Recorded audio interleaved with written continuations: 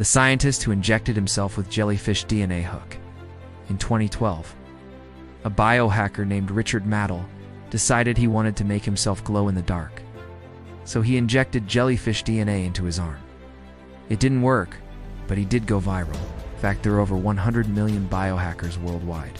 That's 1 in 8 people. But who are they? These are the people who modify their own bodies to become something more like an enhanced human.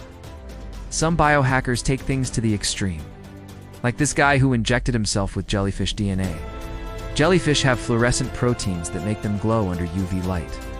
And in 2012, scientists had just discovered a way to put these genes into human cells. The process is called transduction. You basically take a virus, remove its harmful parts, and replace them with the glowing jellyfish gene.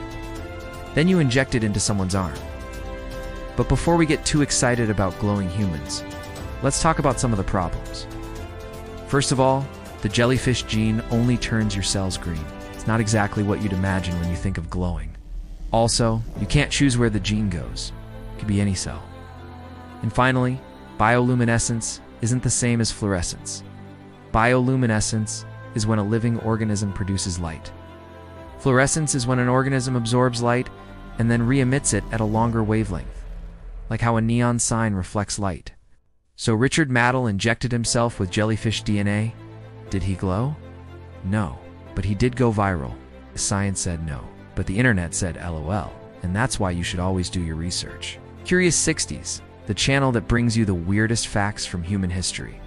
Follow us for more.